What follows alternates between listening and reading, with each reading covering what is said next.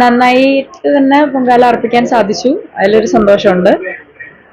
പിന്നെ എല്ലാ കൊല്ലത്തെ പോലെ ഇത്തവണയും പൊങ്കാല ഇടാൻ ദേവി അനുഗ്രഹിച്ചു. അതിലാണ് ഏറ്റവും വലിയ സന്തോഷം. അടുത്ത കൊല്ലം ഇടാൻ സാധിക്കണേ എന്നുള്ള പ്രാർത്ഥനയോട് കൂടിയിട്ടാണ്.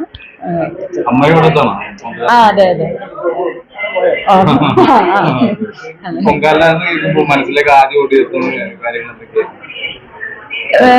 ആറ്റുകാലമ്മയെ തന്നെയാണ് ആദ്യം ഓർമ്മ വരുന്നത്.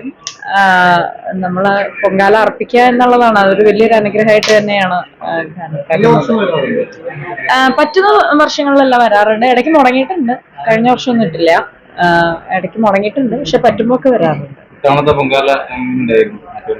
നല്ലായിരുന്നു. ഇപ്രാവശ്യം ചൂടുണ്ടായിരുന്നു, പക്ഷെ കുഴപ്പമില്ലായിരുന്നു. പ്രതീക്ഷിച്ച വിചാരിച്ചു ഒത്തിരി ചൂട് കാരണം ഇങ്ങനെ ടയേർഡ് ആകും എന്ന് വിചാരിച്ചു. പക്ഷെ അങ്ങനെ ടയേർഡ് ആയൊന്നുമില്ല. ഇല്ല, വൈകുന്നേരത്തേക്ക് ഇറങ്ങാമെന്ന് വിചാരിച്ചു.